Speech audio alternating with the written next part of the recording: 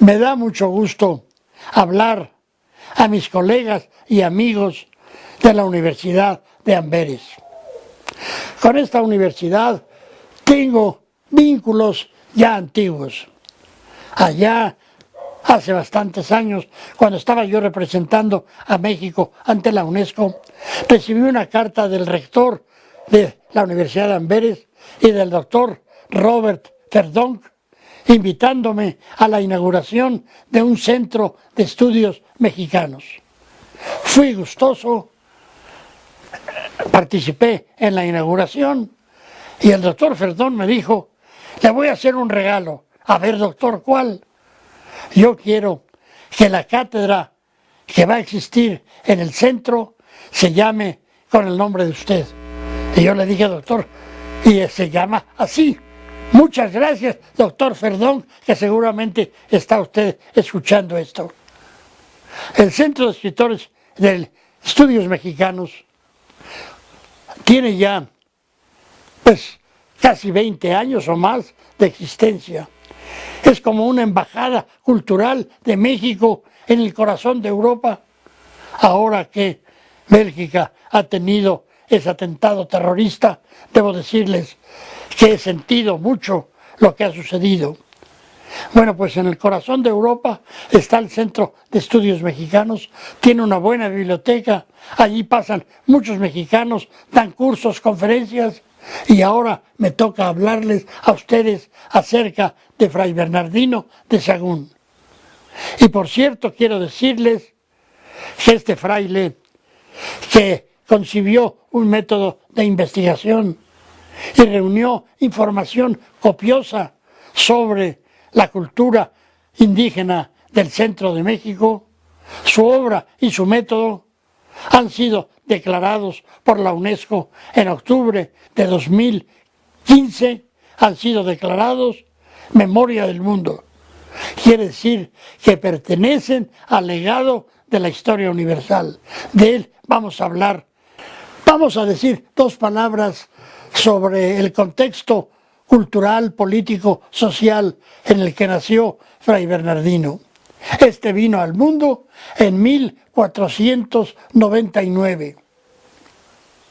Y vino al mundo cuando los reyes Fernando de Aragón e Isabel de Castilla habían consumado la unidad de España como Estado moderno. ¿Y qué otras cosas ocurrían en España?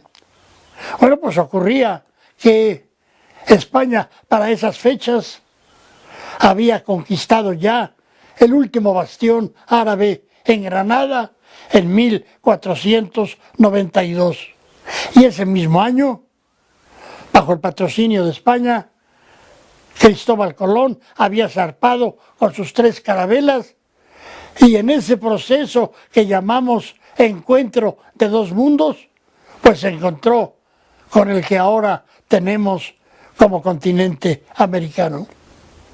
Y ese mismo año de 1492, Helio Antonio de Nebrija, profesor en la célebre, también como la de ustedes, Universidad de Alcalá, escribe la primera gramática de una lengua europea, obviamente aparte del latín y del griego, en este caso de la lengua castellana. Y otras muchas cosas ocurrieron en esos años. Pues Bernardino de Sahagún nació en la villa de la cual derivó su nombre, la villa de Sahagún, en el antiguo Reino de León. Era una villa pequeña, pero una villa cargada de cultura. Allí estaba el monasterio de los santos Facundo y Metorio. Por Facundo viene San Facún, Sahagún, ahí se deriva el nombre. En ese monasterio de benedictinos de Cluny, que se habían ido a establecer allí, un abad, el abad Alonso Ruicio, escribió este libro. Este es un ejemplar de la edición original. Este libro es un índice riquísimo de las obras de Aristóteles. El ejemplar que tengo perteneció a un filósofo novohispano Fray Alonso de la Vera Cruz tiene anotaciones de su mano.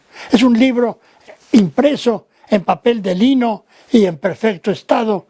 Después yo les enseñaré unas páginas de él. Prueba de que florecía allí el humanismo. Vamos a ver unas imágenes de la arquitectura que existía. Una de ellas es lo que queda de una de las puertas para entrar al monasterio en la villa de Sahagún. Yo estuve allí la primera vez en 1964 y debo decirles que la gente del pueblo no sabía nada de Fray Bernardino. Yo llevaba un retrato para colgarlo en la alcaldía. Y ahora sí saben ya, y te han puesto una estatua, etc.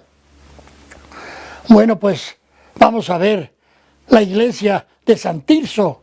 Es una iglesia que tiene elementos románicos, pero mezclados con elementos moriscos. Y vamos a ver también otra que se llama de la Peregrina. ¿Y por qué de la Peregrina? Porque Sahagún está en el camino de Santiago.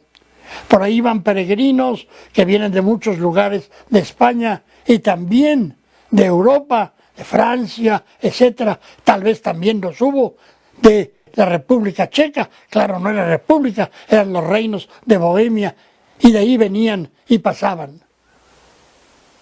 Pues allí nace Sahagún. No sabemos cómo era su familia.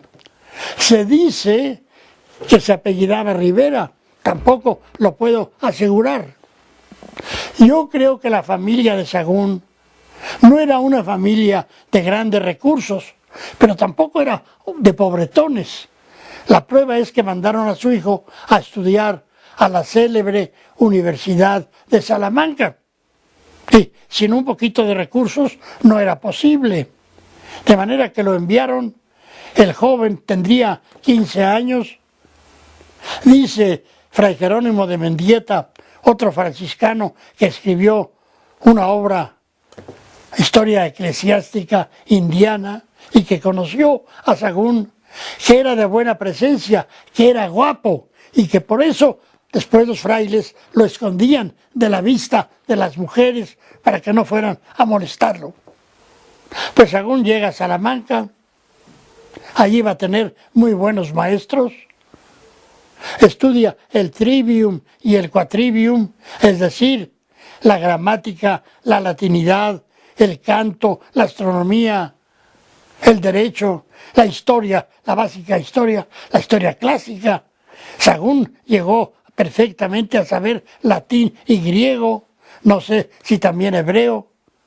Se formó muy bien, era muy estudioso, no defraudó a sus padres.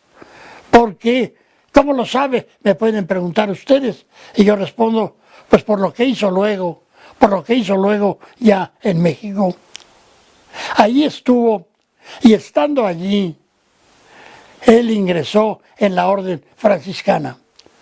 Les voy a decir aquí que en el año de 1965, cuando era yo director del Instituto Indigenista Interamericano, tuve la idea de ir a colocar una placa en la Universidad de Salamanca para que ahí se recordara que Sahagún fue estudiante durante varios años.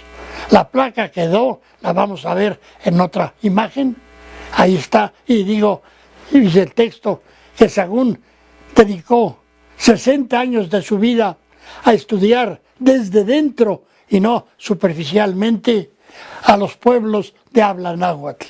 Esa placa está cerca del aula del célebre Fray Luis de León, aquel fraile al cual la Inquisición lo detuvo socolor de que era hereje y que cuando regresó varios años después de haber estado en la clase les dijo a sus discípulos: aquí estoy, como decíamos ayer, vamos a continuar la lección. Todo eso debió saberlo Sahagún. Bueno, pues Sahagún estudia y estando allí, repito, se hizo fraile y pasó al convento y allí tomó los hábitos y con el paso del tiempo se ordenó de sacerdote. Estando allí, llegó otro fraile, Fray Antonio de Ciudad Rodrigo, que andaba tratando de organizar una barcada. Para decir, esa palabra no está en el diccionario, efectivamente no está, pero viene de barco. Y llamaban barcadas al conjunto de frailes que se embarcaban para ir al Nuevo Mundo, para ir a México. Esto ocurre a fines de 1528. Sahagún se va a embarcar con otros 19 frailes encabezados por Fray Antonio de Ciudad Rodrigo con rumbo a México. Ese viaje debió ser muy memorable para Sahagún. ¿Por qué? Porque allí regresaba un grupo de jóvenes nahuas de la nobleza indígena que habían sido llevados a España por Hernán Cortés cuando hacia 1528 estuvo en la península ibérica para visitar a Carlos V a informarle personalmente de sus conquistas. Que por cierto, Sahagún seguramente estando en la Universidad de Salamanca había podido leer algunas de las cartas que había escrito Cortés a Carlos V, porque hay ediciones de ellas. Pues en ese barco, además de los frailes, van estos jóvenes. Es seguro que se vieron muchas veces durante la travesía. Es seguro que Sahagún les seguía, bueno, a base de signos, ¿cómo se dice? El pájaro ese que va volando, y los otros le dirían, totot, totot, totot es pájaro, sí, qué bien. Y ¿cómo dicen? Casa, casa, donde uno vive, se pintaba, Cali, Cali. Y fue aprendiendo algo de náhuatl. Sahagún llega a Veracruz y de allí se va derecho a la Ciudad de México. La Ciudad de México, que ahora mucha gente se asusta, ¡ay, qué barbaridad, qué ciudad tan grande! Bueno, pues era grande ya en su época. Los grandes cartógrafos, Ortelius, Mercator, en sus mapas la pintan muy grande, tan grande como Roma, tan grande como Sevilla. Sahagún llega al convento de San Francisco, se instala, y sus superiores le dicen, tienes que salir al campo para que conozcas el país que trates con indígenas y vayas aprendiendo la lengua. Va a Xochimilco, allí hay un convento al cual Sahagún le puso el nombre de San Bernardino. A la puerta hay una inscripción en náhuatl hoy día.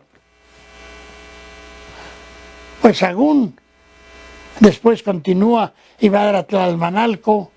Tlalmanalco es otro pueblo que está ya camino del sur de la Ciudad de México. Regresa y entonces, estamos hablando del año 30 más o menos, dice Sahagún, yo quiero estar en contacto con jóvenes indígenas como esos que conocí durante mi viaje. Bueno, vete al convento de Santiago Tlatelolco. Y se va a ese convento y dice, ahora que llegó ya el presidente de la segunda audiencia, don Sebastián Ramírez de Fuenleal, había sido enviado por Carlos V para pacificar a México, había gobernado transitoriamente el país este señor que se llamó Nuño Beltrán de Guzmán, un verdadero rufián, quemó vivo al último gobernador del reino de Michoacán y después, estando en el Pánuco en el norte, necesitaba caballos y entonces en barcazas mandó caballos no, si los necesitaba, mandó indios huastecos a cambio de caballos a la isla de Santo Domingo. Pues esa joya, al saberse en España, porque el obispo Zumárraga lo denunció, quién era, fue llamado para ser juzgado. Y vino don Sebastián Ramírez de Fuenleal, que había sido amigo de Carlos V y que había estado en la pacificación de Granada. Vino, y con él vino otro grupo para fundar la Audiencia, la Segunda Audiencia.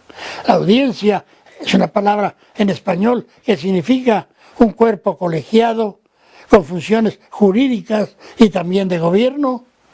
Y con esa audiencia vienen también don Vasco de Quiroga, ese hombre que va a hacer realidad en Michoacán las utopías de Tomás Moro. Había leído la utopía de Tomás Moro. Y el virrey Mendoza, que va a llegar por ese tiempo, el primer virrey de la Nueva España, con Sebastián Ramírez de Fuenleal, con Sagún y con otros frailes, algunos franceses, otros españoles, fundan el Imperial Colegio de Santa Cruz de Tlatelolco. ¿Por qué imperial? Porque se fundaba con el patrocinio de Carlos V.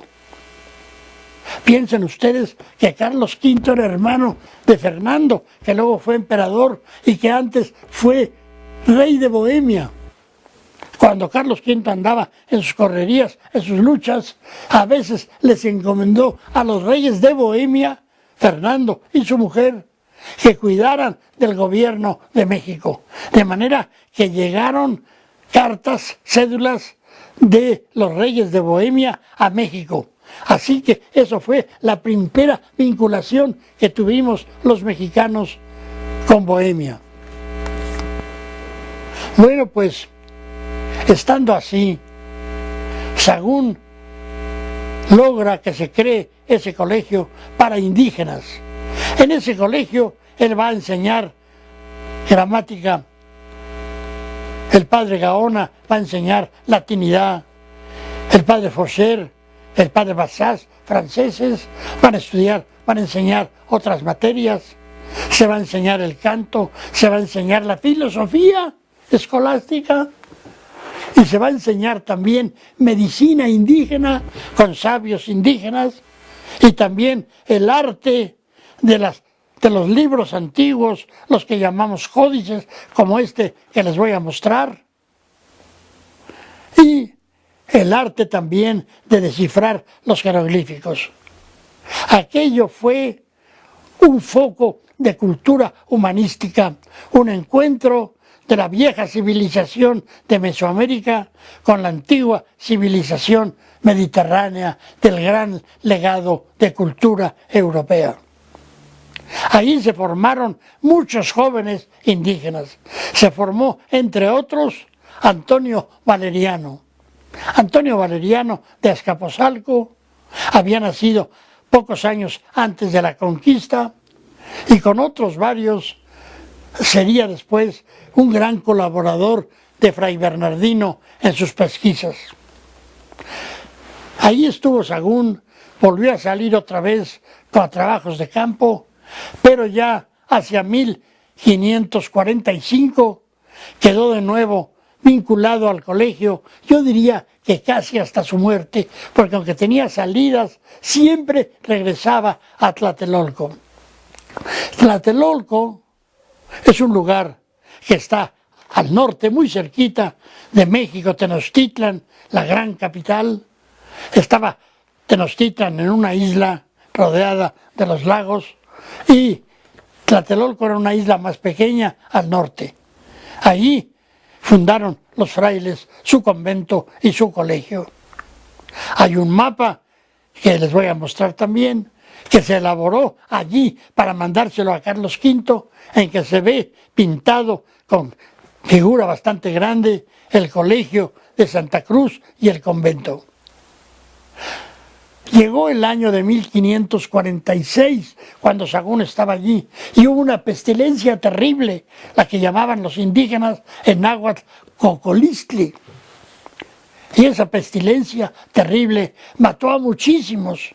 Sagún dice: yo con mis estudiantes enterré a más de 10,000 y al final me dio a mí también y estuve al cabo de morir. Pero no, obviamente me salvé. Sagún seguramente le preguntó a uno de los médicos indígenas, ¿y ustedes qué hacían cuando había pestilencias? Y el médico le dijo, pues le dábamos tal hierba, tal infusión. Y bueno, ¿pero qué otra cosa hacían? Pues le dábamos otra hierba en caso de que no reaccionaba. No, pero otra cosa, ¿qué no le rezaban a sus dioses? Y dice, sí, le rezábamos a Tezcatlipoca en caso de pestilencia. Y según le dice, ¿y te acuerdas de la oración? Dice, este otro viejo se acuerda.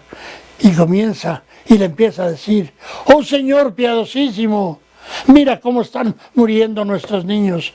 Mira cómo va a quedar desierta la tierra. Ayúdanos. Y según le dice, escriban eso, escríbanlo. Y es un Huehuetlactoli, un testimonio de la antigua palabra de la sabiduría. Y según dice, son bellos estos textos con unas metáforas. Ya sabía para entonces bastante náhuatl, yo diría muy bien náhuatl.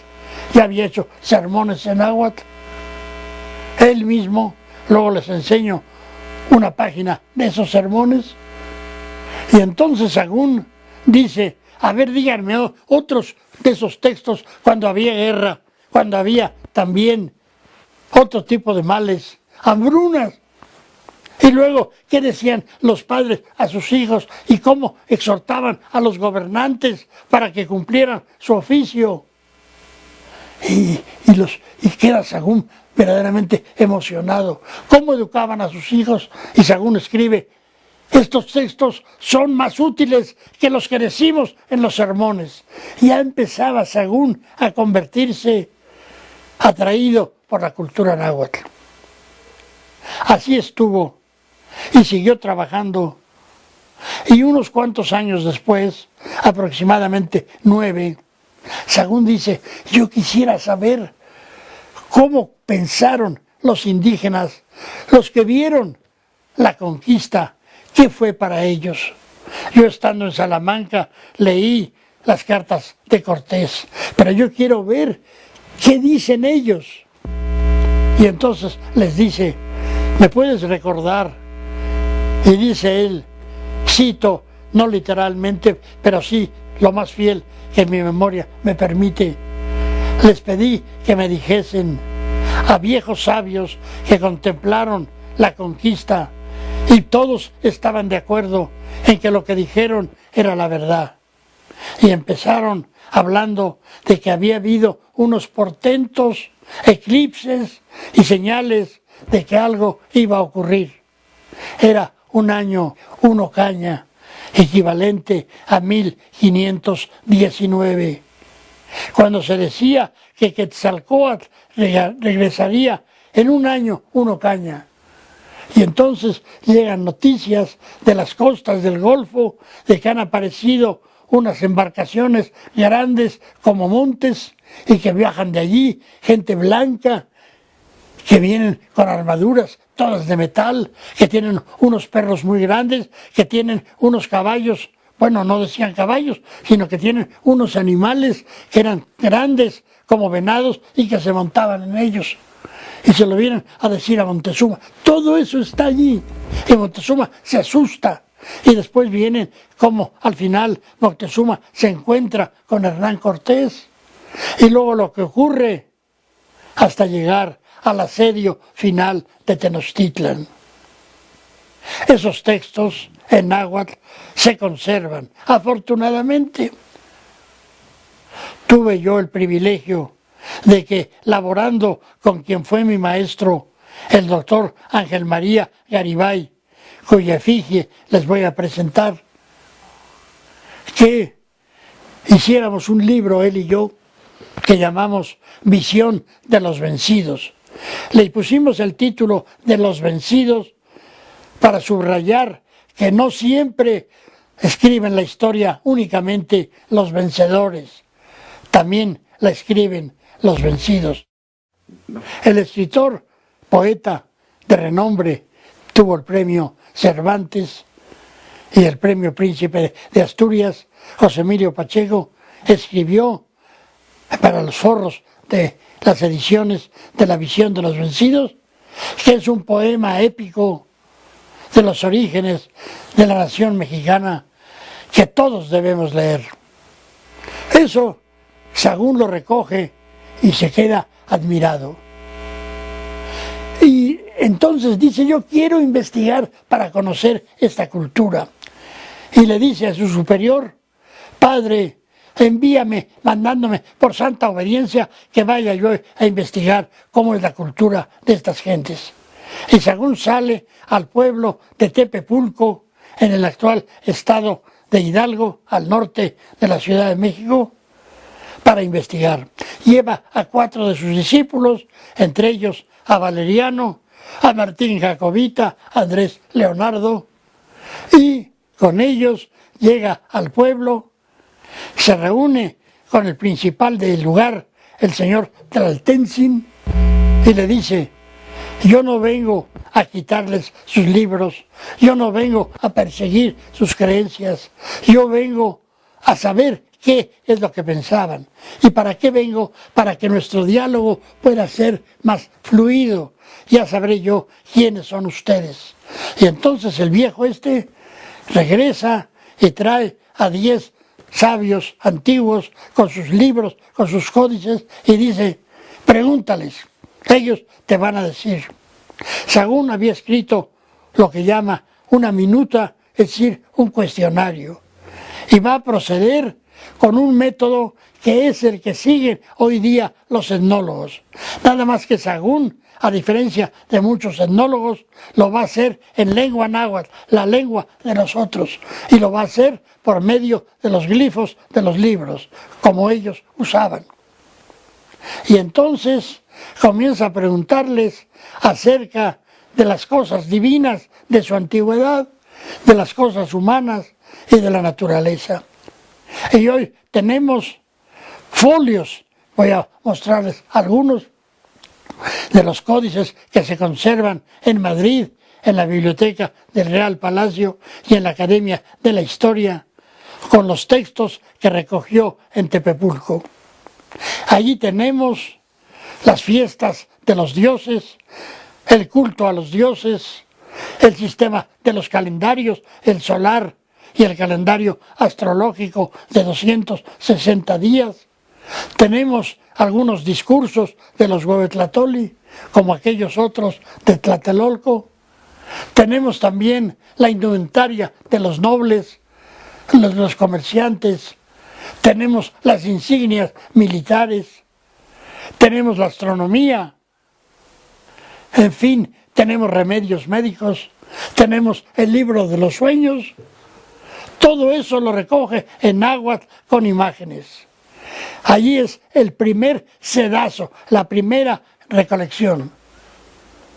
Ahí se pasa 2 años en Tepepulco. Tepepulco era un lugar importante. Ya existía un convento, que les voy a enseñar algunas imágenes. Era un pueblo, tenía una caja de agua, un depósito que hasta la fecha existe, con la fecha 1545, había una casa de Hernán Cortés, allí se habían criado caballos, estaba Tepepulco en el camino que lleva a Veracruz. Regresa a Tlatelolco y dice, voy a repetir mi investigación para 2 propósitos, para enriquecerla y para ver si era verdad lo que me han dicho. Y reúne viejos en Tlatelolco y aumenta muchísimo su investigación. Ya veremos al final cómo todo lo que va recogiendo, los folios que les voy a mostrar, esos los va a distribuir en un libro a la manera europea. Y entonces Sahagún dice, esto va a ayudar mucho a los frailes para que sepan cómo era la gente del México antiguo, cómo eran gentes de gran quilate, quiere decir de gran capacidad. Decimos que eran bárbaros, no eran nada de bárbaros, echaban el pie adelante a muchos pueblos que se jactan de sabios, porque es que la conquista para ellos no les dejó apariencia de lo que fueron. Lo que dijo Sahagún vale para nosotros hoy día. Muchas veces en México, en general en América Latina, dice los pobres indios que están allí, que son flojos, que son sucios. que han estado marginados.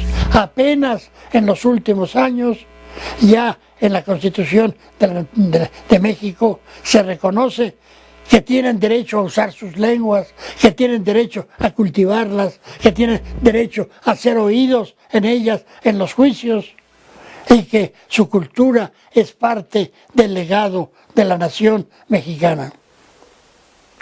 Con todos esos documentos riquísimos, son centenares de folios con textos siempre en náhuatl, con imágenes. Sahagún dice: ahora voy a repetir mi investigación, voy a ir al convento que está en la Ciudad de México, al convento de San Francisco, que hasta hoy existe, y voy a repetir la investigación. Y la repitió, y entonces dice: todo lo que obtuve, lo obtuve a través de un triple sedazo, de una especie de red para ver qué es lo que me dicen. Y allí él aplica un ojo crítico y nos da el legado enorme que luego va a distribuir en 12 libros. Sahagún va a tener que luchar con muchas dificultades. Hay frailes que dicen: está gastando mucha tinta y mucha cera y también antorchas, porque tiene que trabajar en la noche, que le quiten todo eso. Y dice Sahagún: me quitaron mis papeles y ya no tenía yo quien me ayudara. Y yo no podía escribir porque mi mano tenía temblorina, hoy diríamos mal de Parkinson. Pero para fortuna de él, hacia 1571 llegó a México el padre Fray Rodrigo de Sequera, comisario general. Le enseña a Sahagún algo de los papeles que tenía y queda el otro fascinado y dice: yo te voy a ayudar. Y le da dinero y entonces logra tener escribanos buenos y empiezan a copiar. Y entonces ponen una columna el texto en náhuatl con imágenes, con más de 1000 dibujos, y luego en la otra una especie de traducción libre al español. Eso está hoy en lo que se conoce como Códice Florentino de Fray Bernardino de Sahagún. Se conoce como florentino porque se conserva en la Biblioteca Medicea Laurenciana de Florencia. Cómo llegó allí es otra historia que les pido me perdonen de no contarla.